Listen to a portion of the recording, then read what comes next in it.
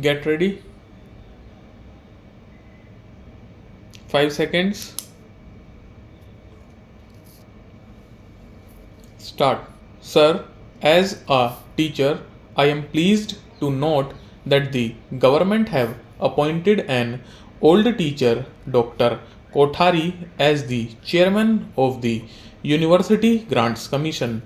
We are proud of his scholarship and his devotion to duty, and we feel that under his able guidance, the University Grants Commission would be able to render increasing service to the cause of education in the country. I am glad to know from the Education Minister that the University Grants Commission and the Education Ministry are functioning harmoniously, but I wish to point out that in the last report of the University Grants Commission, the Commission pointed out certain difficulties in carrying out its responsibilities. I do not know what steps were taken afterwards to remove those difficulties and to ensure to the University Grants Commission autonomy which is its due.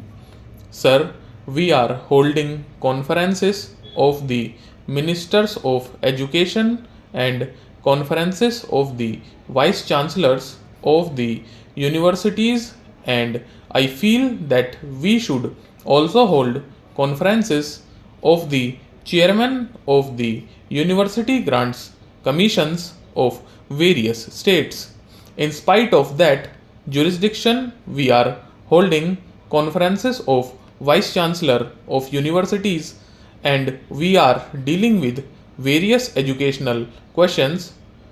If there are no University Grants Commission in certain states, and if they are not functioning properly, it is the duty of the Education Minister at the center to deal with that problem also in the conference of the ministers of education of the various states.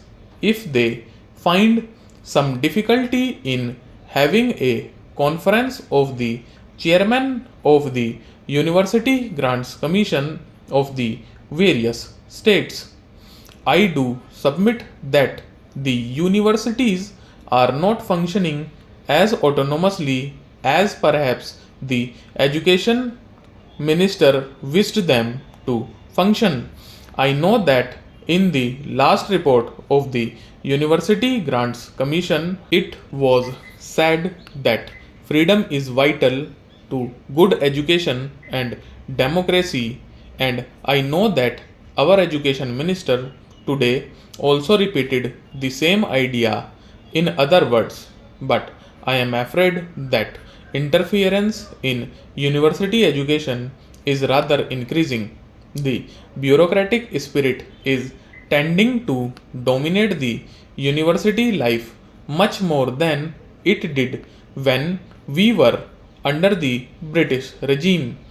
Universities in certain states are tending to be instruments of the government's policies. Intra party conflicts at government level and often conflicts between the state governments and the union government in certain cases cause difficulties in the administration. I do know that for the present state of affairs, teachers and students are to an extent responsible, but I beg to submit that the higher authorities are in no way less responsible for the present state of affairs in our universities. Without mentioning names, we know that proper care is not taken in the appointment of vice chancellors. If the system of election has failed, selection by the government has proved no better so far as the cries of the vice chancellors are concerned.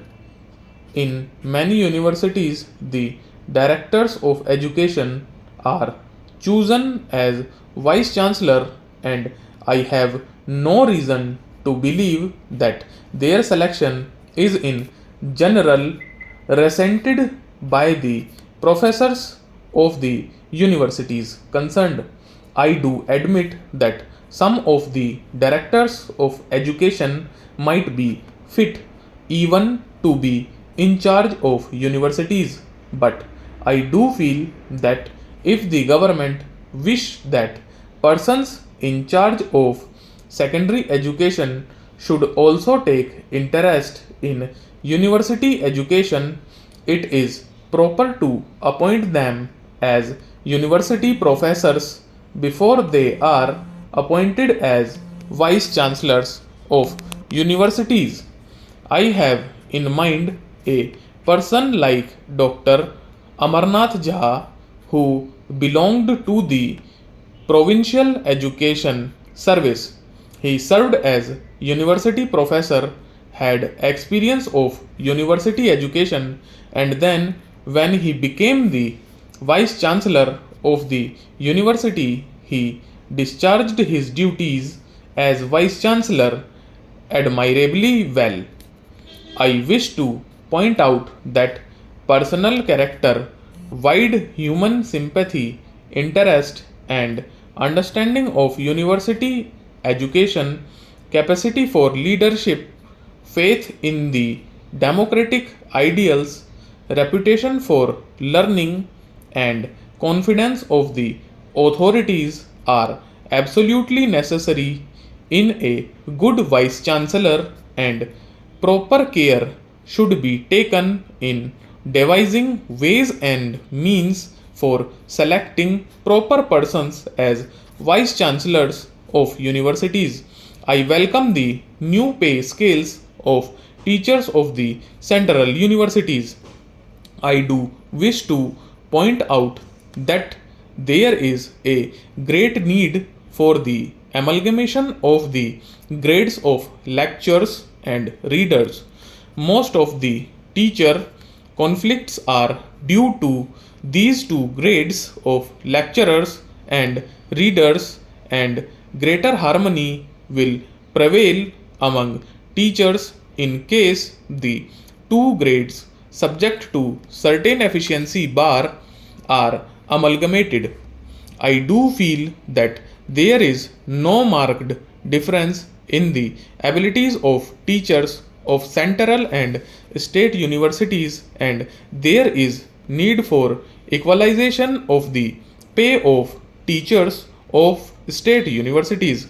Whoever may be responsible for the difference in pay, the country would suffer if there is no equalization to pay, because disaffection would continue, and this will tend to spoil the university life and standards.